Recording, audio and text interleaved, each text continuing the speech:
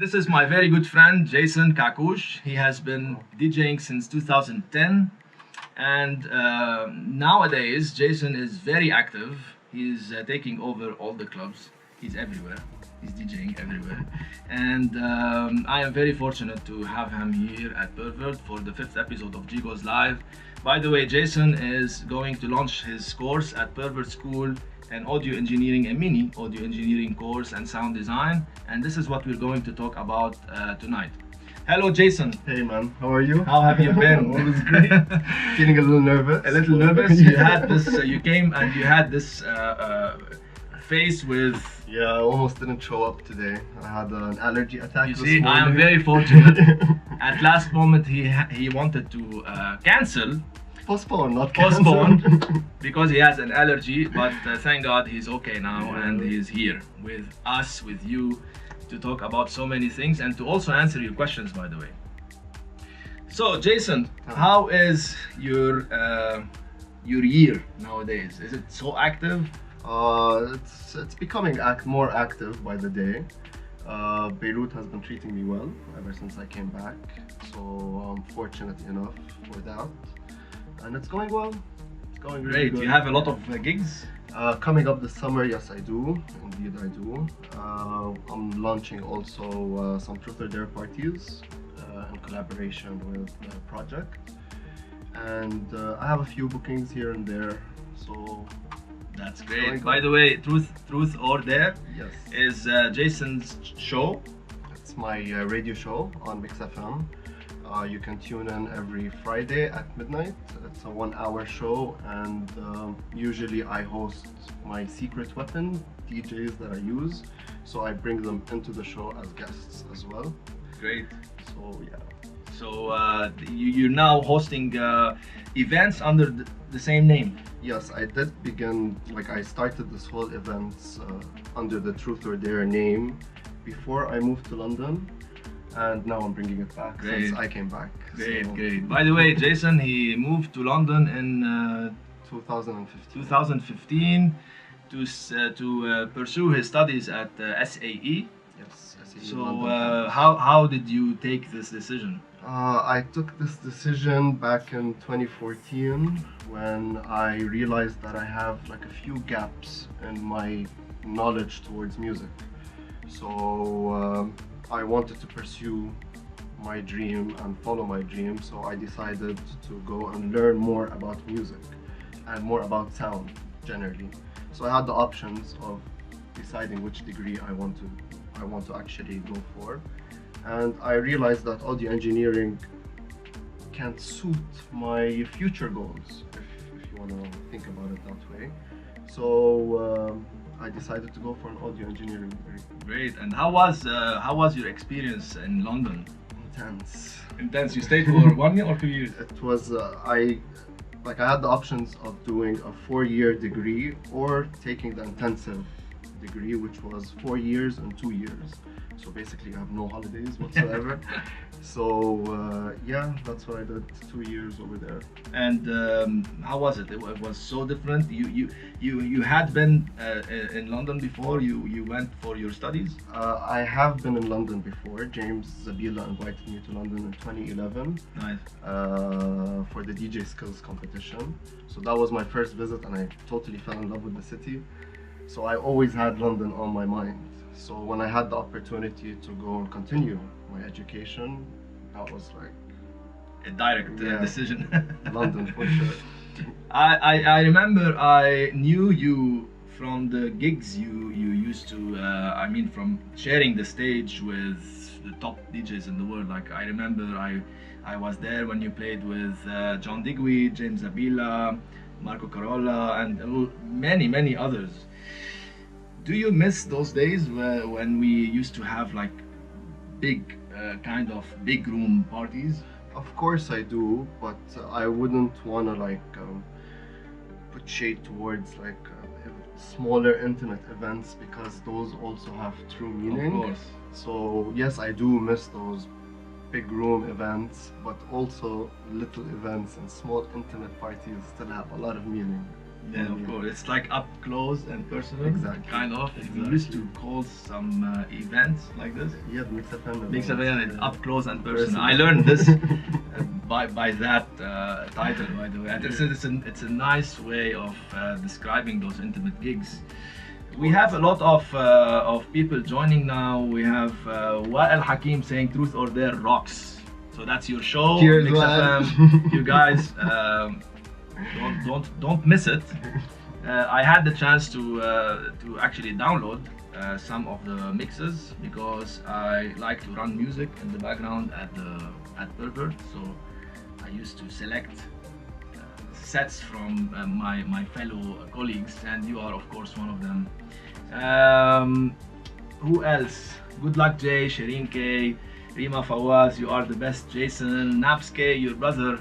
Nabs, by the way, he's one of the best graphic designers slash He's an art director. art director. Yes, he used to do all those posters for all the gigs, and we salute you, Nabs.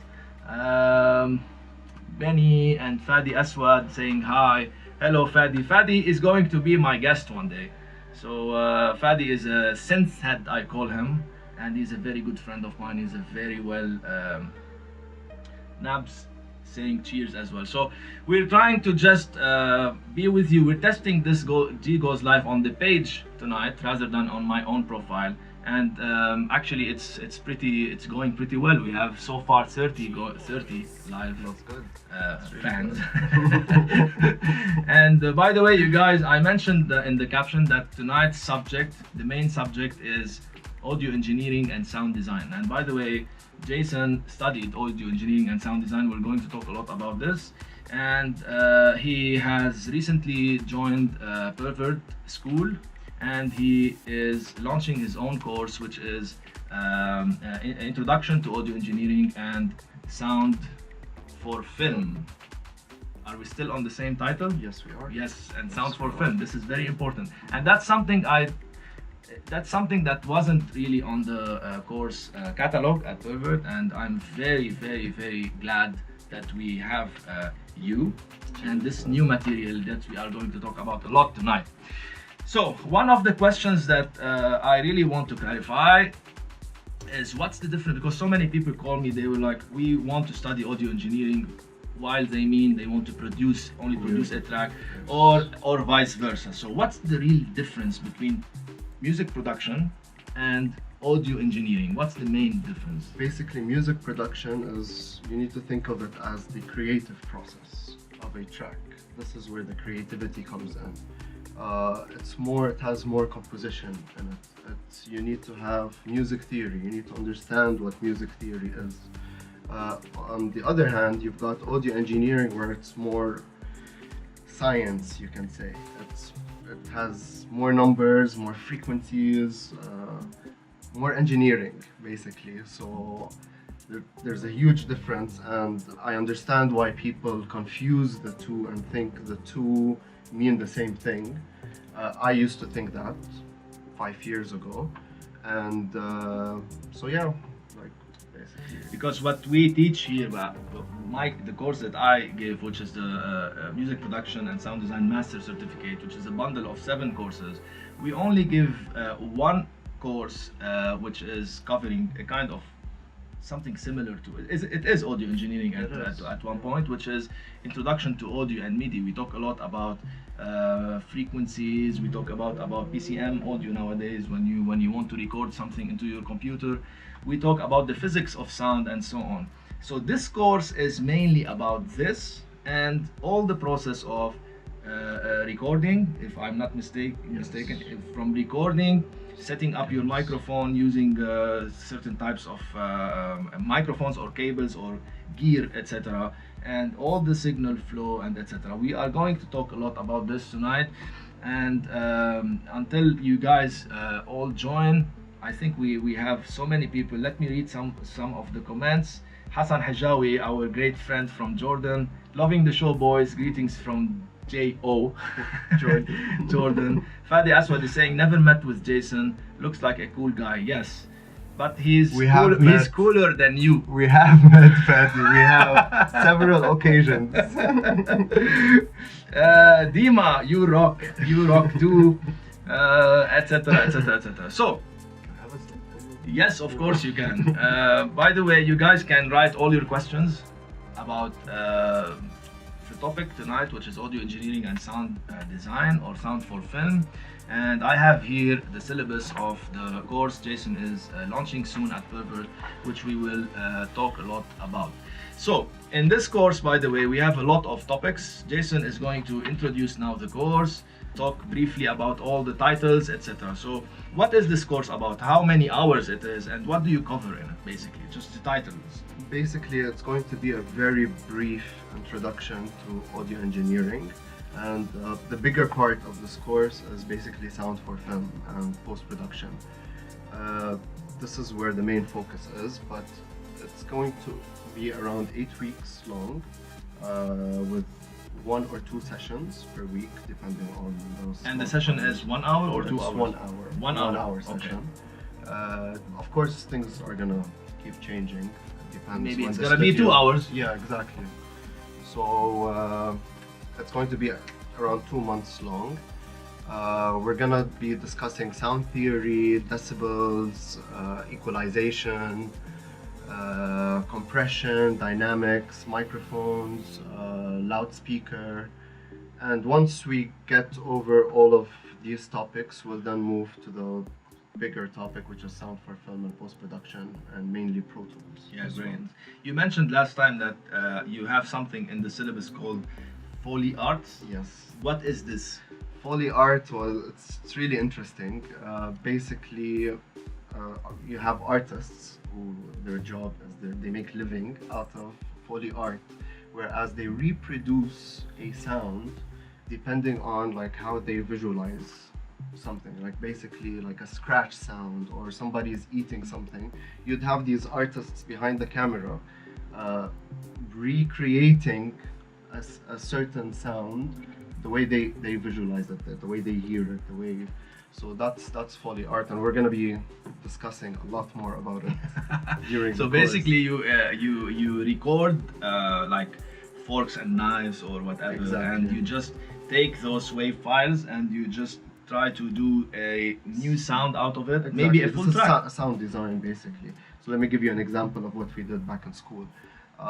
Basically, we had this Batman movie and we wanted to play sound on it. So there was a lot of punching and stuff going on and bones breaking and stuff like that. So how would you recreate a bone breaking? How would you recreate that sound? Okay, now I understand you. So this is basically when you record something, you don't really record the sound with it. Of course not. So all right. Of course So not. you don't have a lot of microphones set here and there. You just record this, and if someone, for example, is opening a door, you have to recreate the sound of the door being Exactly. open.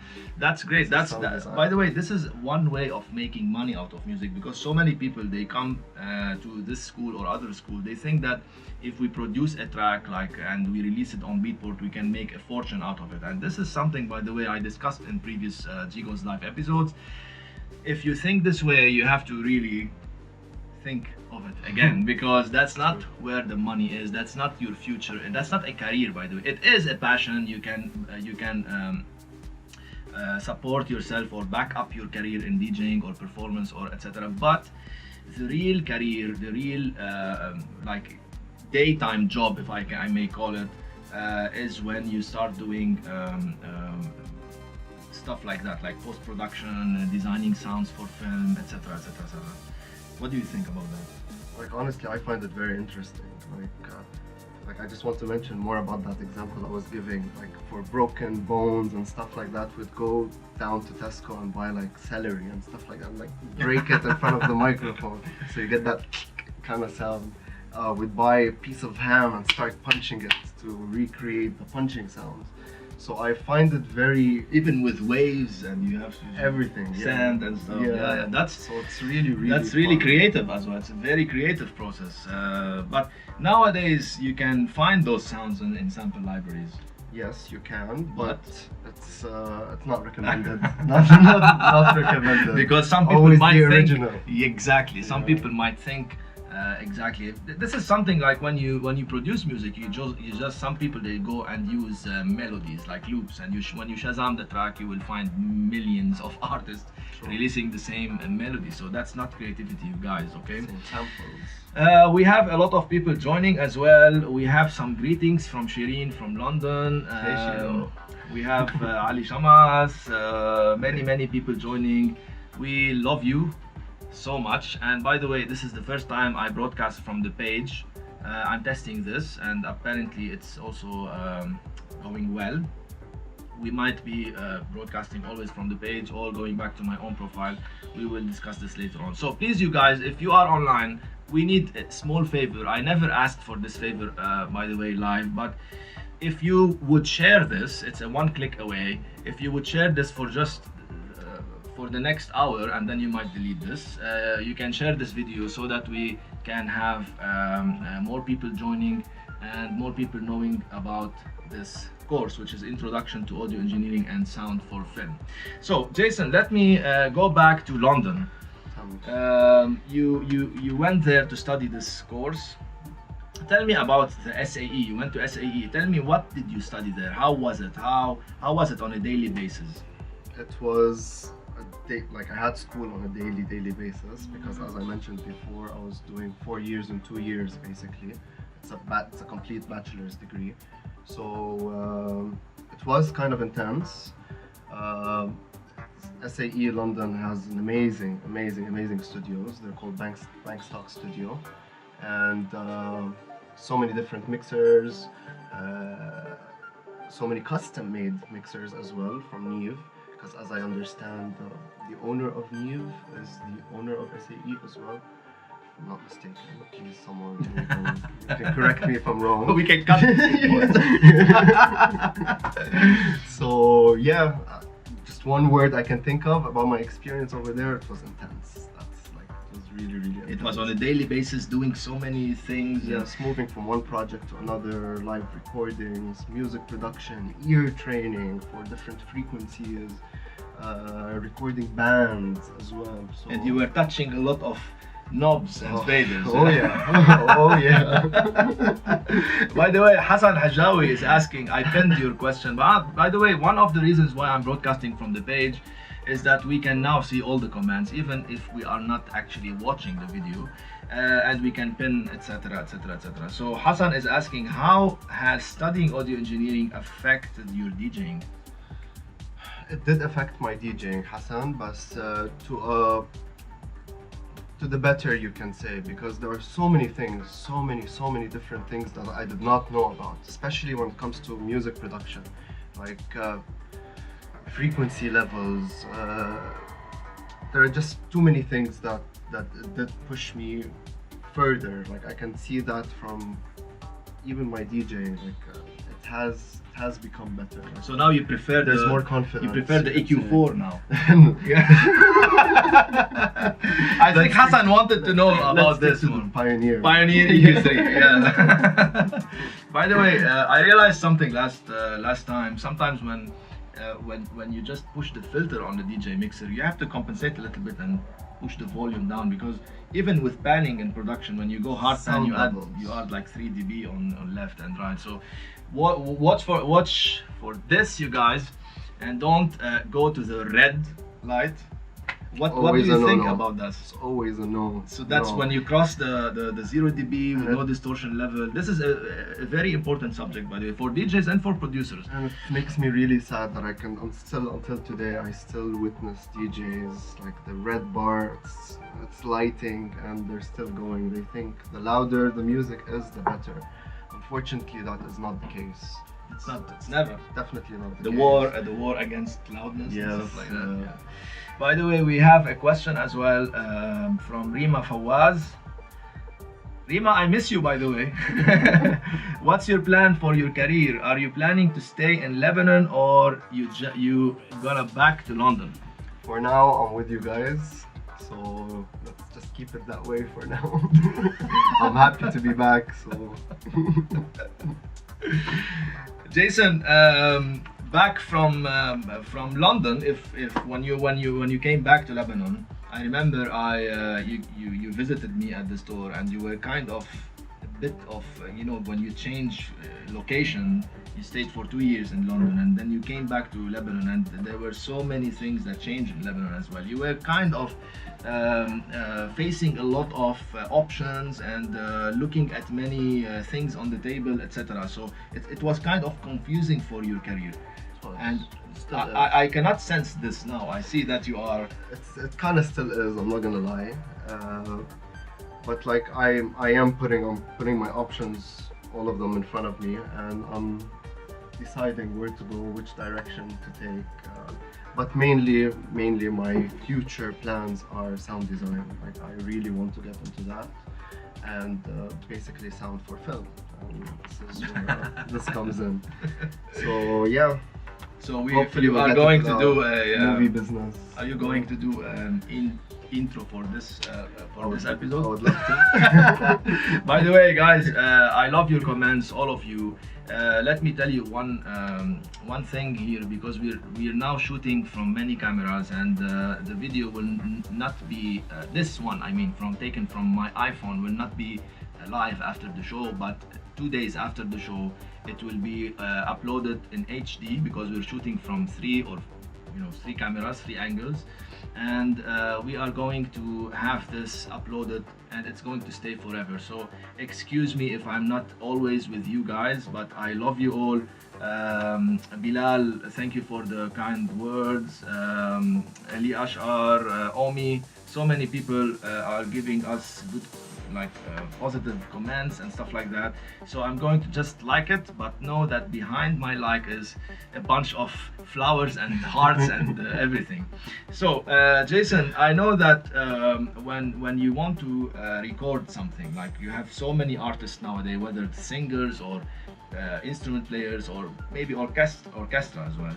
When you want to record to someone, you go through many processes, including from preparing the person himself, to setting up the microphone, to choosing the microphone, etc. Can you tell us briefly or in a summary about this whole process, this road that you take from starting your recording to the end result? For sure. Basically, I'm gonna talk about an experience I had back in London. We had one of our projects was a live recording project. So we had to pick a venue, pick a band, an artist, whatever. It was our choice, and we had to record this artist doing his thing live. So basically, we were lucky enough to find someone who was playing at the Royal Albert Hall in London. So me and my group of friends, Joken and Tobi, I don't know if you guys are watching, hello. We went off to Royal Albert Hall, and we checked all the acoustics, how the actual space looks like, what's available, what's not, and of course we had to know what instruments were being used, because that's also plays a very big role. So we had a violinist, and we had this girl on a harp. So we had to pick accordingly to these instruments. And also the number of mics. You also need to prepare the number of mics, and that's about it. And then you just go place them. You need to know how you're placing them, what techniques you're using as well. You can take the course and find out more about the different techniques. And by the way, what's the difference between a dynamic microphone and a condenser microphone? Those are the main 2 categories of microphones. What's the main difference? Dynamic takes more high frequencies, it can handle more, but the condenser, it's more for vocals, especially for vocals. Yeah, there are. And I think the dynamic microphone, when you get far a little bit from it, it starts to capture less of the sound, so it's less sensitive. That's true. So do you advise people? Do you advise? By the way, this is a question I always get. Do you advise people who are recording in in an environment where there's no isolation and stuff, where maybe in their room or whatever, and they have a lot of noise outside? Do you advise them to use a dynamic microphone so that it doesn't capture all the noise coming from outside? Yeah, and they can use. There are different stuff you can use on a microphone, like windshield that blocks certain frequencies, so that can help as well. But there is a disadvantage of that. Of course there is. Because you have to be very You will close lose to some it. frequencies as well, which are important. Exactly. So for vocal recording, Jason is advising you guys to use a condenser microphone. So Jason, your course, this precious syllabus of maybe 7 pages, 8 pages. We This deducted it. we deducted it. We made you're it saying. smaller. So this is like a mini course to audio engineering. Yes, it is. And, unfortunately, we cannot do the full thing because we don't have the facilities Exactly. to do it over here. You need all But those, hopefully, Per-vurt will expand. yeah. You will expand. The Matrix Brute will look better in the background, Fadi. Okay, next time I will take this this angle, all right, and maybe the sub 37 as well. What do you think? Or maybe this, the ARP, or etc. I can't show you everything now, so maybe you can get your gear as well. You're a synth head, you're an analog head, Fadi. You are going to be with me soon. You promise? You promise? Promise now. So back to the syllabus of this course. By the way, when are we going to launch it? We should be launching early July. It also depends on the number of students that are going to register for this course. So You can register from now, by the way. You can contact us on the page. I'm already getting like phone calls, messages, asking more about this course. So we're doing good. Great, and promotion-wise. we already did shoot a promotional video last time, and we're just editing it. We will be launching it also soon. And again, as I told you, this course is a very rich course with a lot of information Jason learned in SAE London, and of course through your own research and watching tutorials, etc., reading books and stuff like that. So back to the syllabus. As I can see, you also talk a lot about the sound theory itself, because in audio engineering, I think this is a prerequisite. So for people to know exactly what sound is all about. So do you think this is really important? Because some people, they hate physics, but they think that there will be too much physics. Honestly, I was in shock. Like when I first went to SAE, like the first thing they hit me with was maths, formulas, and we had to know them all to get through with the course. So it was kind of interesting, but mainly like sound theory, speed of sound, equating speed and the distance covered by the sound, moving on to psychoacoustics, pitch, timbre, loudness. There are so many things that are really important, especially if you don't know them. Like to move on forward with your career, I believe you do need to know this stuff. Even as a DJ, even as a DJ, even as a producer, even you as a should music know producer. about these details. Of course. And what do you think? Do you think that people taking this course, for example, or even taking more audio engineering courses, what are the main areas where they can really work?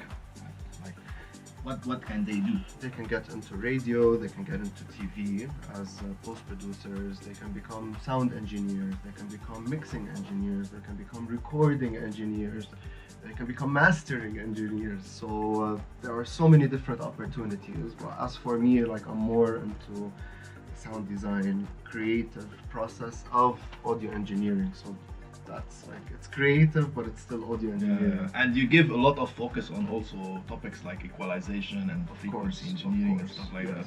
Different mics, loudspeakers, so many different stuff as well. Yeah, but when we discuss, for example, the word equalization, some people, they really don't understand this. They think it's a huge word and they might not know what it is about. So briefly, what is it about? It's the it's the frequency range and applying equalization, the different filter types you can use, the principles of equalization, using the octave equation to determine pitch and frequencies, and so there's a lot to get into. There's really a lot to get into.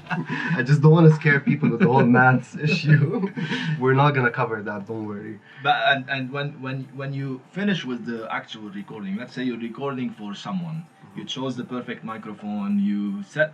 By the way, there's also a psychological part of it. I heard they have to not anyone can be a good recording engineer. Like when it comes to preparing the person mentally, psychologically, have him at ease somehow. This is a big part of it because many people they come to studios for recording and they are very nervous, like you are.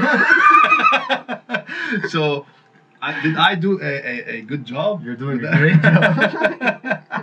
So apart from this, let's say you recorded this person and you have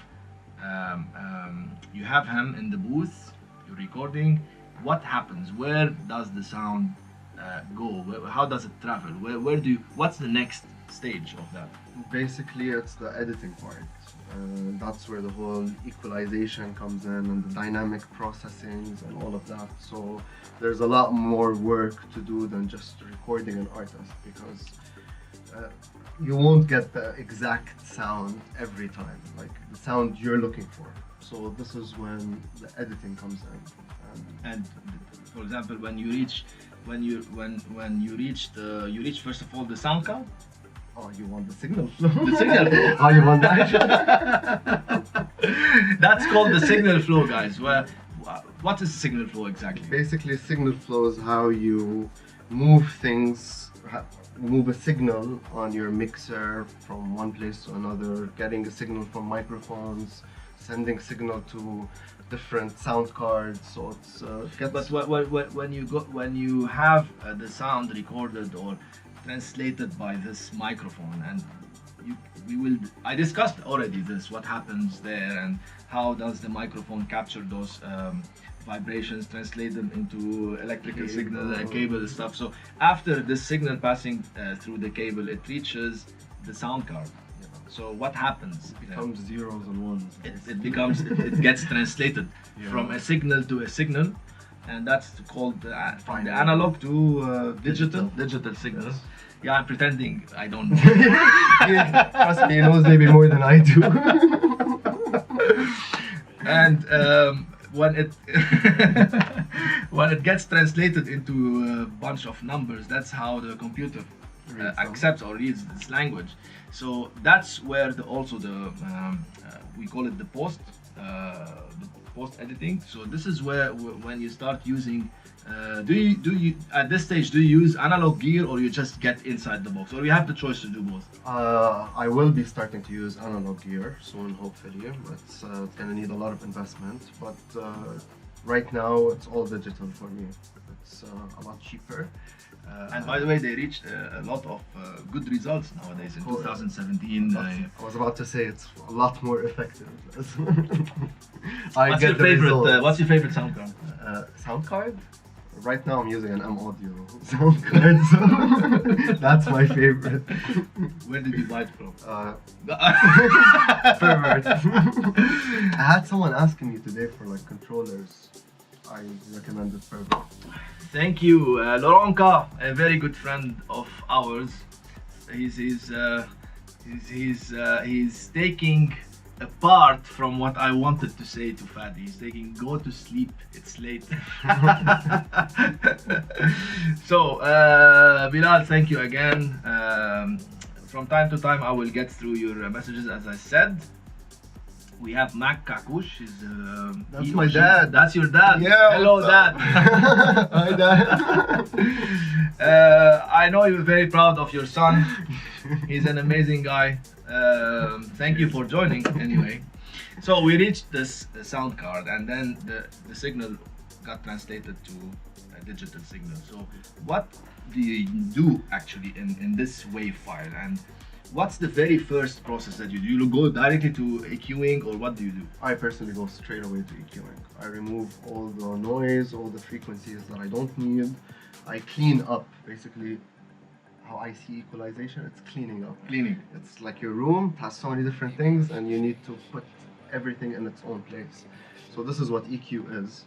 After EQ, you can go to effects, different dynamic processing, and yeah, that's the word, dynamic processing. So what else do you have other than EQing?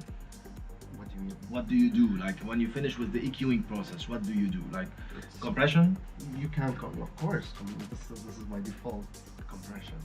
So what is it about the compression? Because so many people don't know, including me. I stayed maybe for 5 years trying to understand what compression is all about and what does a compression do. I couldn't understand the compressor until I started recording the signal before and after and watching what happens on different settings. So No money.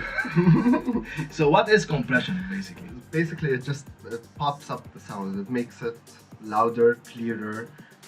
It removes a lot of different frequencies by using gates as well. This is what a compressor is. You have hard, soft knee compressors. You have multi-stage compression. You have different stages in compression as well. So, for example, if you have a vocalist because that's naturally how people sing or play an instrument. Maybe you're playing a guitar and you're moving away a little bit from the microphone. So you have a lot of dynamic. You have. They are very noisy. Anyway, they have like this dynamic range, the huge difference between high peaks and low peaks, and compression will help you to just kill those peaks and bring them down to a specific threshold level, maybe a bit more than this. That's also why you use compressor. Of course, yes. So it's great for vocals and instruments. Mainly vocals. Mainly vocals. Mainly vocals. Yeah. And then what else? Like we are not going to mention everything. Just one more signal processing. Basically, it's the effects. Effects. If you want to Like pan, what? if you want to add effects to it, like the S's. The S'er is to remove the S's. S's, yeah. And there's another one for D something. There's a de-esser and there's another one for other T and there's a name for it, not de-esser. De-esser is for the S. But I saw in Waves plugins there's another plugin called D something to remove other. I have the Waves plugins. Yeah, I forgot what it is. So I know which one. and basically, do you use in this process of adding effects, do you use also reverb to kind of not only add the spacey sound, to kind of push the sound a little bit to the background? So is also reverb and delay part of because you know when you use those effects, you use them to color the sound somehow, but there's another reason why you use them is to for mixing purposes. So do you also work a lot on these things? And those things are very subtle. Effects processing, basically. To push the sound maybe a little bit in the background. And to get what the results you're looking for. Maybe to fill a certain background. Maybe you want like your vocalist to sound like she is in a big hole, and you want that extra reverb. That's the beauty of digital nowadays, because you can imitate some room size or room feel or etc. And they call it big room or cathedral or stuff like that. So back to the syllabus, we have a lot of topics, by the way, and those are just few briefings in the course, and that's what you learn about basically if you take this course with Jason.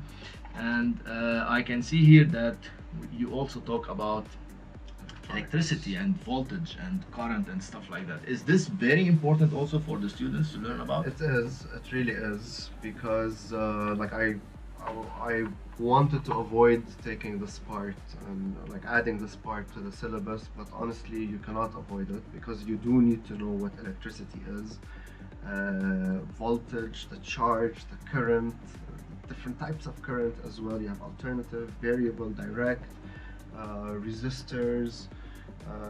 So like you cannot jump this part of the degree, because it is important. Electronics. And do you also talk about room acoustics? Of course, yes. That's very important. Yeah, it affects the signal a lot. It affects the signal being recorded and being mixed. And what the mics you use as well. You need to know what your room is. You need to understand your room before you decide what to go for and what to choose. So room acoustics is very important. The textile used on the walls is very important. The height, the width, the depth, it's all important. Till now, can I join your course? Please do. Really, I'm very interested. There are so many things. I'm just going through the syllabus, by the way. We have impedance matching. This is something I've been facing also with when you want to turn on the phantom power or not, an instrument or a vocal or a microphone, a condenser or whatever. That's very important because you might damage your sound card if you don't know about these things. So You might damage a mic. you might damage a mic, exactly. So what is the difference between high impedance, low impedance? There's a lot of difference. It's basically impedance matching. You need to get all the right stuff together. Basically, what you're using. Are you using a DI box? Are you using an active DI box? So we'll get into A all DI of is a these. direct inject, and what does it? It translates the signal from balance to from unbalanced to Unbalanced balanced, to balanced. and that's very important. It is. Also, what instruments you're using. That's how you figure out whether you need a DI box or not. Amplifiers as well. So we will get into all of this for sure. And by the way, when we talk about the unbalanced signal versus balanced signal, unbalanced signal is, I mean, the cable of also when we use an unbalanced cable for example for bass guitar or whatever. This cable, if it's a long cable, it will start to capture a lot of noise, right? Yes. That's why you need a DI box. So on stage you need that because you have to go through a lot of maybe 20 meters or something, so you need Of course, yes. and The longer your cable exactly. is, The more it's subject to noise and Yeah. a lot of other things. So a balanced cable is needed for that. So you need to translate. You see, guys, those things are very important. So I was asking Jason before, what are the areas where you can work as an audio engineer and stage, like concert and stuff like that. This is also something. Fadi, you know a lot about these things as Fadi well. has a lot of experience. Yes, Fadi knows a lot about these things, and we will continue this conversation maybe with you next time. So this is something also I am interested to know about. Sometimes they use a technique called, because when you record, for example, a vocal, you're recording a mono signal, but I can see that sometimes you put two microphones just to imitate a stereo AB. signal, AB. Yeah. Is this very important nowadays? Again, it really depends on what you're recording. Like a guitar, for example. You can use different techniques, like experiment. I'd say experiment with the different techniques you have. Even 1 centimeter farther away, you might have to change. you have to measure it all, like between the distances between the mics. It has to all be the exact same. So That's there right. are different techniques, different microphones as well. Piezo. I like the piezo microphone. What is this? Is a lavalier microphone we're using now. I broke it and I fixed it. By the way, Nader Yunus asked me, "Gee, we renovated Per-vurt Studio but did not change the monitors. You kept the BX8. Do you really recommend M Audio for production, especially when you can use more expensive monitors like HS series?" Nader, let me tell you one thing that I always talk about, by the way.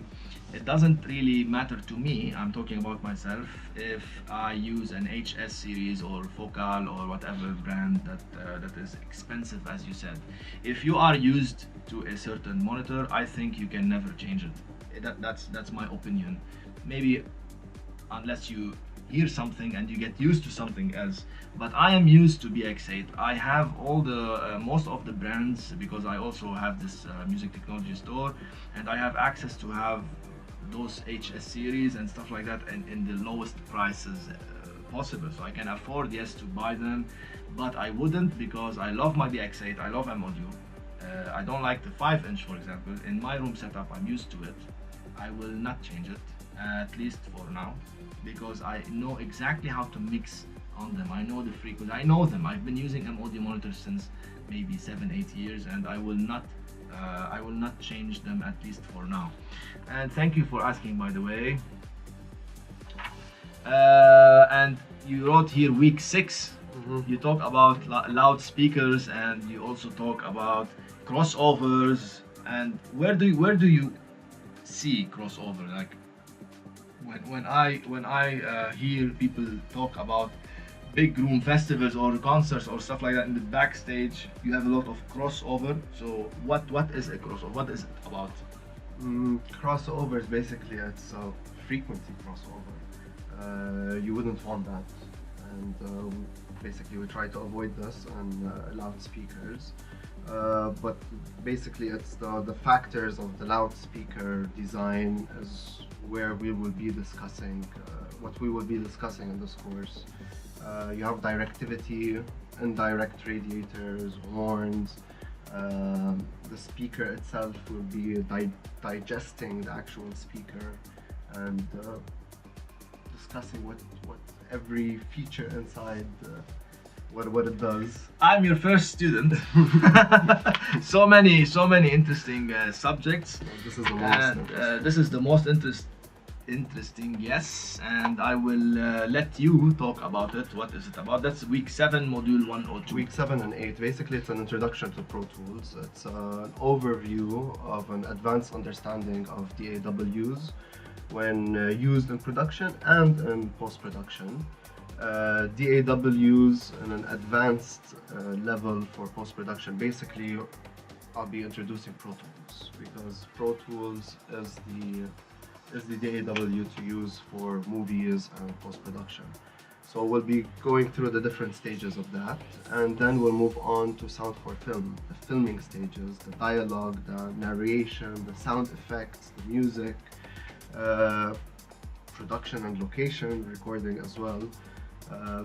The main objective, synchronous and asynchronous sounds. What is this? Synchronous sounds is the sounds you see in the picture. So basically, if I'm doing this, you're syncing audio with video, or no, you can see the sound. All right. When if I do this, you can hear it, but you don't see it. Okay. So there's a big difference in those. We'll move on to editing dialogue, effects, music, mixing, and aesthetics. So people can also do voiceovers, can record for radio ads and stuff like that. Yes. How much do you think the voiceover artist can get paid for one jingle, like let's say? You can make a lot. Like it depends. It depends on the number of words they use. But on average, like for example, he can make maybe I don't know, like $100 per sentence. Per word. Per word, sometimes. Yes.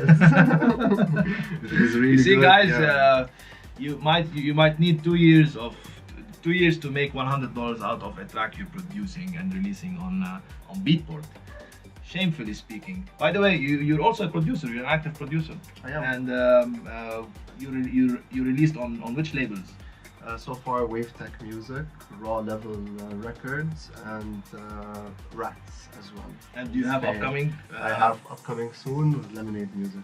Nice. And are you releasing constantly, or you're just taking your time to? Honestly, ever since my last release, I've decided to take my time because I do not want errors. I believe I'm a perfectionist, so I really do want to take my time. Like even for school, I had to record an album for my major project, and I decided to this album, like I'm gonna release it. But once I was done with school, I realized that no, like I wouldn't buy these tracks, and I want to perfect them. So I'm giving it more time. Back to Hassan's question, like he asked, like, has this degree, audio engineering, helped you with your music production? Yes, it has on so many different levels, because like basically I'm also mixing my own tracks. A lot of producers do not mix their tracks, they do not master their tracks. So this has helped me as well in the creative part. So yeah, production's going great. And when are we expecting a new release? Is it a remix or a? No, all originals. All originals. All You're not originals. remixing for other people? Not yet. Have you done any ghost production work? No, I haven't done that. People ask you to produce for them? No, it hasn't happened. And even if they do, I will not agree. You don't? No. Even if he's staying with you in the studio? I will not agree, no. Ethics! And what software do you use? For me, basically, music production, it's Ableton Live all the way. But for post-production and sound for TV, film, and stuff like that, it's Pro Tools. You got Ableton recently? Yes. with a great offer. Great offer. Thank you for being an Ableton, for joining the Ableton community. So many of my friends also, they bought this software because, you know, in the Middle East, some people, they think of software as something they can download for free or crack or whatever. But believe me, you guys, when you buy the original software, ethically speaking, you will feel everything. it. Yeah, exactly. Changes everything. It changes everything. So you have to have some Unfortunately, I was ethics using for it. a cracked we all version. used cracked version from Sadly, I before. really wanted to get out of it though. So glad You I got did. the suite. Yes, I did. And do you use Max for Live? No, I do not. Are you planning to? Because now Ableton, they acquired Cycle 74. Like pure data is something like it was really confusing in school. It was really confusing, but it's the most interesting thing you can come across. Like basically, we created our own drum machines using pure data, like code, and this is more computer engineering. I'm more of a creative kind of person, so I don't think I lean towards pure data. So Max for Live. Maybe you can use just the Maybe I'd create like my own plugin using exactly, Max for or Live. you use the Max devices. There are many and they are all great. I haven't downloaded them yet. I should. Oh, you should. Yeah. Did you download the whole package? Not all of it. By the way, the Ableton suite, it comes with 55 gigabytes of data, huge library with a lot of .adv, .atg. Those are the preset files and sound libraries, Wave, AIFF, stuff like that. It also comes with Max for Live, which is an engine where you can create your own plugin, and of course Max for Live plugins that are already created by a lot of engineers around the world. You can always buy new plugins. Those plugins are not available in the standard edition or in the suite edition of Ableton without the Max for Live engine. Those are really crazy plugins, and I'm using them a lot nowadays. I also advise every one of you to use Ableton, to buy the original copy from Per-vurt, of course. So Per-vurt is the exclusive dealer for Ableton. I'm very fortunate to be with Ableton since 2 years or 3 years. I have a question, by the way, from Bilal Drubi, who used to be a student here as well, and he's a very good friend of mine. This question is for Jay. Jay, I would like to hear your opinion. What is the practice scheme or maybe courses you would recommend for beginners to quickly develop music production hobby? What would it have a potential to reach professional levels if not practiced for years already? Honestly, we live in a digital age today, and with that, we have access to so many different online videos. So Bilal was his name? Bilal Drubi. Bilal Drubi, like I would highly suggest, like this is how it started for me. I had no one to help me. No one told me how to produce music. I had actually one person who was supporting me production-wise, and it was Gunther. And we salute greetings Goons. to Gunther. We love you, Goons. But that was never enough, so I had to dig in and find out more myself. I had no access to any school over here for that, so YouTube was the way to go. And of course, not necessarily only YouTube. You have so many different online schools. You can check out their videos, and with today in Lebanon, now you have Per-vurt, so you can come here, register here, and get your courses. So. That was Jason with me. By the way, what do you think of Per-vurt? No, beautiful. Honestly, there's nothing like it here in Lebanon. Like, it's very well equipped. Design is beautiful. You feel like you're at home. And it's run by one of the best in town, so I love the place, and honestly I can't wait to come and jam. Yes, we will, by the way. We will have more just videos need to get it set up. Yes, I'm waiting for some cables. I set up maybe 160 cables so far, and Is the patch bay ready? the patch bay is almost ready. You see, it's unplugged now with all the cables on the floor, but I'm just waiting for a few more cables, like maybe 60 cables, and I will be done, because I need to plug every single in and out to my patch bay. That's how OCD I am. And even the inserts or the sends returns, everything, every single in and out, I want to have them on my 4 patch bays here. Each one is 48 points. and after that we will be jamming. We will be shooting a lot of videos as well. I'll be inviting bands as well. Tariq Huluki, he was here today. This guy is an artist, and we discussed a lot of things. We will do like live jamming with instruments like bands. We're going to merge or introduce bands to digital. Like some people can use the Ableton Push, while others who are only using instruments can join in, and we can all jam here in the studio and teach you a lot more about this. Jason, thank you so much Thank you for being my guest. I'm not a guest no more, man. No more. Like, You're I'm part of the team. exactly part of the team. Thank you really so much for your Thank you. time. And I will also be your student, taking this course with you. If you would take me in, We need to share the knowledge. we need to share the knowledge. And until then, you guys, I hope you keep on watching G.GOES live every Wednesday at 10 p.m. Usually I broadcast from my Facebook profile, but tonight I chose to broadcast from the page just to test how things go, because on my profile I can't go through all the comments. Here I can.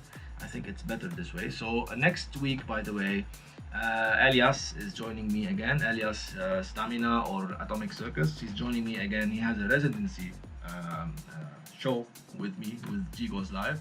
And the week after, also I have another tutor from Per-vurt, who joined recently. He is Mozaza. He is also giving a course called Ableton Live Performance. That's a very interesting course. We will be talking a lot about live performance using Ableton Push and how you can integrate digital with analog, because with instruments and stuff like that. Like he's using a trumpet or guitar or whatever. And we are going to be also setting up more cameras, more close-ups on the gear and stuff like that. So thank you for being here with us. We love you. And thank you, Jason, again. Thank you. And until then, you guys be safe, be good. Sending you all the love, hugs, and kisses. Bye bye. Good night.